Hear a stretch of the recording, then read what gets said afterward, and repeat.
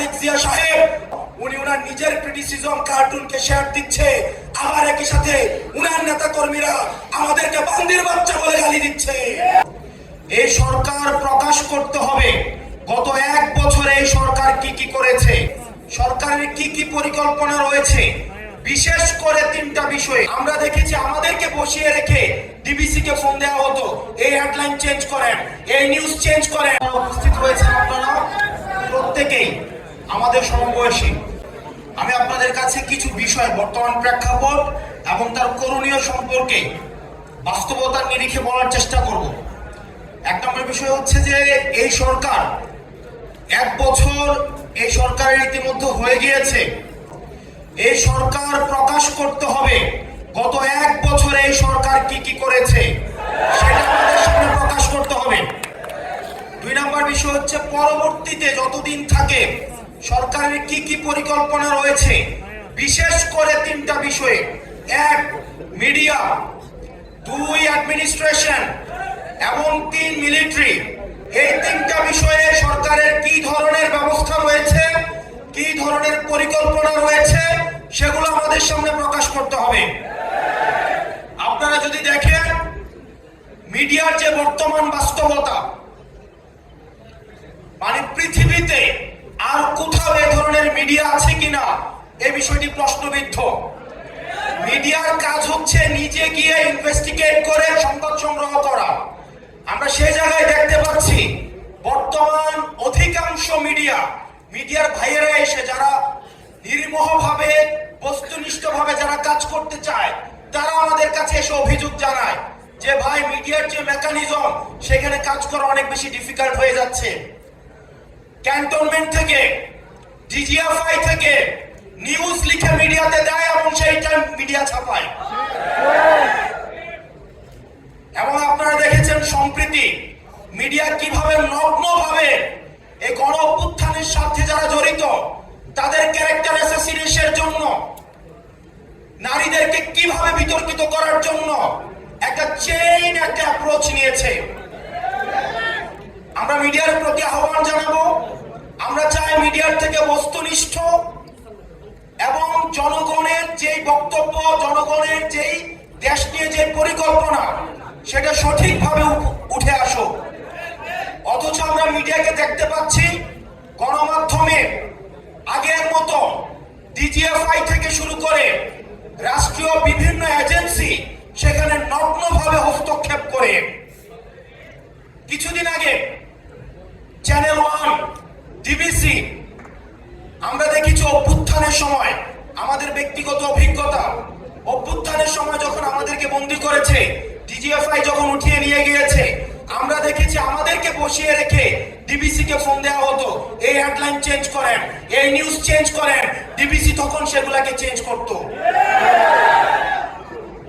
আমরা দেখতে পাচ্ছি আগের মতো করে একই ধরনের মিডিয়া এখন তার চরিত্র আবার আগের মতো হয়ে গিয়েছে।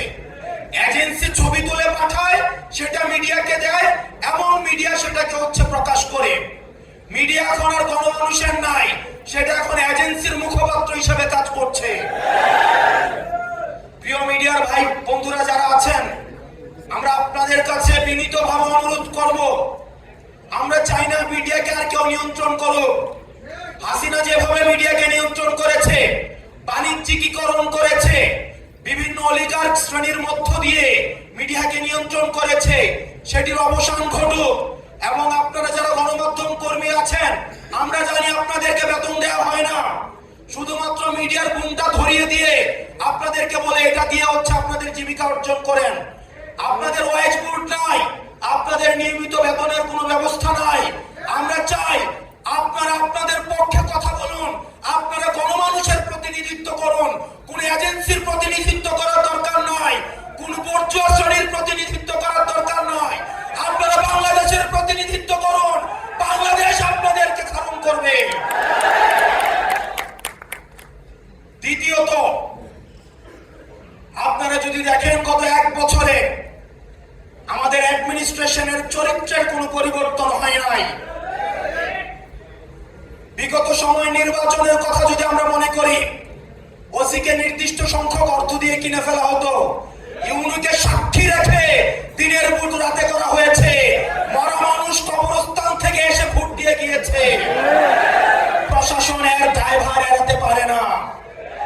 দেখলাম 5ই আগস্টের পরে বঞ্চিত নামের এক ধরনের গোষ্ঠী এই অ্যাডমিনিস্ট্রেশনকে কব্জা করেছে। আমরা কিন্তু দেখি নাই গত 15 বছর কোন অ্যাডমিনিস্ট্রেটিভ অফিসার, কোন সচিব, কোন ডিসি, কোন এসপি তিনি পদত্যাগ করতে চেয়েছেন হাসিনার বিরুদ্ধে গিয়ে। পরবর্তী বাংলাদেশটা শুধুমাত্র আমাদের গঠনের, আমাদের মতপার্থক্য ভুলে গিয়ে আমরা পরবর্তী বাংলাদেশটাকে আমরা পরবর্তী ভবিষ্যতের কাছে যেন আমরা দেখছি বর্তমানে আমাদের অতীত প্রজন্ম আজকে প্রশ্নের কাঠগড়ায় দাঁড়িয়েছে। ঠিক একইভাবে আমরা যদি 90-এর মতো ব্যর্থ হই, আমরা যদি 71 পরবর্তী প্রজন্মের মতো ব্যর্থ হই, তাহলে এই 24 প্রজন্ম ভবিষ্যতের প্রজন্মের কাছে আমরা প্রশ্নবিদ্ধ হব। সেজন্য আমাদের রাষ্ট্র গঠনে আমাদের দায়িত্ব রয়েছে। একই সাথে আমাদের যুব শক্তির ভাইরা যেহেতু এখানে রয়েছেন, আমাদের একই সাথে আত্মসমালোচনাও করতে হবে। আমাদের দলে আমরা দেখছি অনেকে সুযোগ সন্ধানী হয়ে চাঁদাবাজের সাথে, দুর্নীতির সাথে, তদবিরের সাথে, টেন্ডারবাজির সাথে জড়িত হওয়ার চেষ্টা চালাচ্ছে। তাদের বিরুদ্ধে আমাদের সচেতন থাকতে হবে। লক্ষ লক্ষ নেতা কর্মীর আমাদের কোনো প্রয়োজন নাই। সংখ্যায় লক্ষ লক্ষ নেতা কর্মী হাসিনাকে প্রোটেক্ট করতে পারে নাই। আমাদের সব যোগ্য নৈতিক আমাদের সংখ্যায় কম হোক, তাদেরকে নিয়েই আমরা পরবর্তী বাংলাদেশ বিনির্মাণ করব।